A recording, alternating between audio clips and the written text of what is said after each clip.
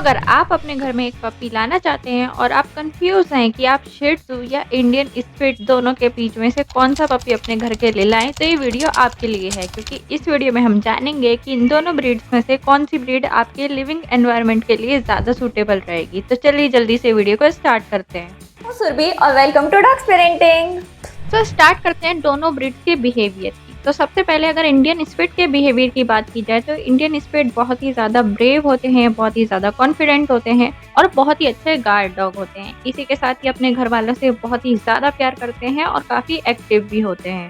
लेकिन इसी के साथ ये स्ट्रेंजर्स पे कभी भी विश्वास जल्दी नहीं करते हैं, जिसकी वजह से कई बार इनमें थोड़े एंगर इश्यूज भी आ जाते हैं और इसी के साथ ये भौंकते भी बहुत ही ज़्यादा हैं कई बार, क्योंकि ये बहुत ही अच्छे गार्ड डॉग के साथ बहुत ही अच्छे वॉच डॉग भी होते हैं। वहीं पे बात की जाए शिह त्ज़ू के बिहेवियर की, तो शिह त्ज़ू बहुत ही ज़्यादा लविंग होते हैं, बहुत ही जेंटल होते हैं, बहुत ही प्लेफुल होते हैं, काफ़ी एक्टिव होते हैं और बहुत ही फ्रेंडली होते हैं। लेकिन इसी के साथ ये बिल्कुल भी अच्छे गार्ड डॉग नहीं होते, इनफैक्ट इनको गार्ड डॉग भी नहीं कहा जाता। लेकिन हाँ, ये थोड़े बहुत वॉच डॉग हो सकते हैं, यानी कि अगर कोई चीज़ गिरेगी या अगर कोई डोर पे आएगा तो ये आपको भौंक के बता सकते हैं कि कोई है, लेकिन गार्डिंग नहीं करते क्योंकि सबके साथ ही बहुत ही जल्दी से फ्रेंडशिप कर लेते हैं। अब ग्रूमिंग की बात करें तो इंडियन स्पिट की ग्रूमिंग बहुत ज़्यादा नहीं होती है, क्योंकि इनके कोट जो होता है वो ज़्यादा लॉन्ग नहीं होता है, मीडियम से शॉर्ट होता है और डबल लेयर कोट होता है। इनको हफ्ते में 2 से 3 बार ब्रशिंग की ज़रूरत होती है और ये बहुत ही इजीली क्लीन हो जाते हैं। लेकिन हाँ, इनके आंखों के आसपास थोड़े से टीयर स्ट्रेन आ जाते हैं जिसको कंटिन्यूसली क्लीन करने की ज़रूरत होती है, लेकिन ग्रूमिंग में काफ़ी लो मेंटेनेंस होते हैं। वहीं पे अगर शिह त्ज़ू की ग्रूमिंग की बात की जाए तो इनका डबल लेयर लॉन्ग कोट होता है, जो कि काफ़ी सिल्की सा इनको लुक देता है और काफ़ी ब्यूटीफुल लगते हैं ये उसमें। लेकिन इसी के साथ इनको बहुत ज़्यादा ग्रूमिंग की ज़रूरत होती है, क्योंकि इनका कोट अगेन लॉन्ग होता है और उसमें बहुत ही ईजिली टेंगल पड़ जाते हैं और कई बार तो आपको इनकी ग्रूमिंग के लिए प्रोफेशनल ग्रूमर की भी हेल्प लेनी पड़ सकती है। लेकिन इसी के साथ प्लस पॉइंट ये है कि ये हाइपो एलर्जिक डॉग होते हैं, यानी कि इनको वो लोग भी पाल सकते हैं जिनको जल्दी जल्दी एलर्जिक रिएक्शन हो जाता है। और इनका हेयर फॉल भी ज़्यादा नहीं होता, बहुत मिनिमलिस्टिक होता है और इनके हेयर फॉल के अंदर डेंडर भी फॉल नहीं होता है, जिससे एलर्जी वगैरह की प्रॉब्लम नहीं होती किसी को। अगेन ग्रूमिंग बहुत ही ज़्यादा करनी पड़ती है इनकी।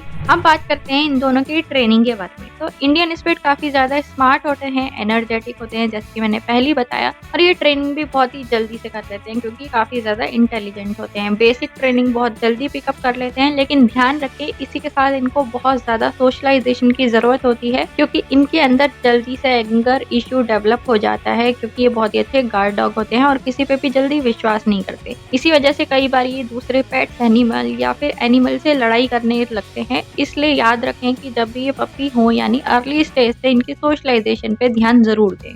यहीं पे अगर शिह त्ज़ू की ट्रेनिंग की बात की जाए तो शिह त्ज़ू भी काफ़ी स्मार्ट डॉग है, लेकिन हाँ, ट्रेनिंग में कभी-कभी ये थोड़े से मूडी हो सकते हैं, लेकिन फिर भी ये बेसिक ट्रेनिंग बहुत ही जल्दी पिकअप कर लेते हैं क्योंकि इन्हें खेलना कूदना बहुत पसंद होता है। इसलिए अगर आप इन्हें खेलते कूदते समय ट्रेनिंग कराएंगे तो ये उसको जल्दी पिकअप कर लेंगे। बात कर लेते हैं इन दोनों के हेल्थ इश्यूज के बारे में। तो अगर इंडियन स्पिट की बात की जाए तो इंडियन स्पिट जनरली काफ़ी ज़्यादा हेल्दी डॉग होते हैं, और क्योंकि एक इंडियन ब्रीड है तो फिर ये हर तरीके के इंडियन एनवायरनमेंट से अपने आप को अडॉप्ट भी कर चुके हैं, यानी कि जिस हिसाब से इंडिया में सर्दी गर्मी पड़ती है उस हिसाब से ये अपने आप को अडॉप्ट कर चुके हैं और ये उस चीज़ से जल्दी इफेक्ट नहीं होते और जल्दी बीमार भी नहीं होते हैं। लेकिन हाँ, क्योंकि ये मीडियम साइज से स्मॉल साइज ब्रीड है तो उसको लेके इनमें कुछ जर्नल प्रॉब्लम्स पाई गई हैं, जैसे हिप डिप्लेशिया, नीज प्रॉब्लम और डेंटल इशू। पर इस चीज़ का ध्यान इजीली रखा जा सकता है और ये काफ़ी प्रिवेंटेबल इश्यूज भी हैं, लेकिन जर्नली ये काफ़ी हेल्दी डॉग ब्रीड है।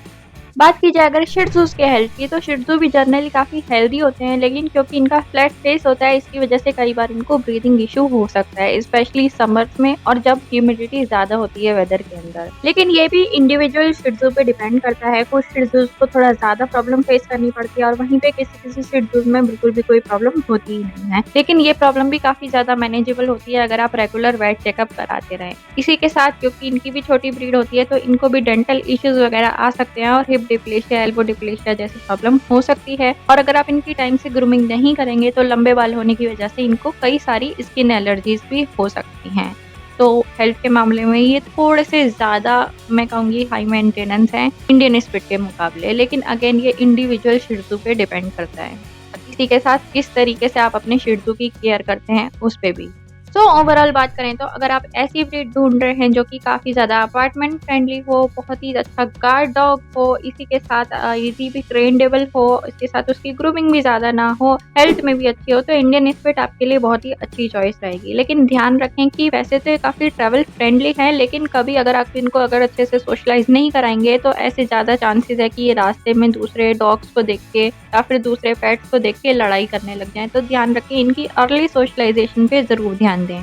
इसी के साथ अगर आप एक ऐसी ब्रीड ढूँढ रहे हैं जो कि काफ़ी स्मॉल सी हो, जो आपके साथ हमेशा आपके आगे-पीछे रहे, ट्रैवलिंग में भी बहुत ही ज़्यादा ईज़ी हो, काफ़ी ज़्यादा किड्स फ्रेंडली हो, अपार्टमेंट फ्रेंडली हो, बहुत ही ज़्यादा प्यार करे आपको, हमेशा आपके साथ रहे, ग्रूमिंग आप थोड़ी बहुत कर सकते हैं और रेगुलर वेट चेकअप भी कराते रहेंगे, तो फिर शिह त्ज़ू आपके लिए परफेक्ट डॉग रहेगा। लेकिन इसके साथ ही ध्यान रखें कि इनको अकेले रहना ज़्यादा पसंद नहीं होता है। तो ऐसा चांसेस हैं कि अगर आपकी एक 9 टू 5 जॉब है तो कई बार शिह त्ज़ू को सेपरेशन एंग्जायटी हो जाए। लेकिन अगेन ये इंडिविजुअल शिह त्ज़ू पे डिपेंड करता है, लेकिन फिर भी शिह त्ज़ूज़ को अकेले रहना ज़्यादा पसंद नहीं होता है। ये थी हमारी आज की वीडियो। होप कि आप लोगों को अच्छी लगी हो तो लाइक शेयर सब्सक्राइब जरूर कर देना।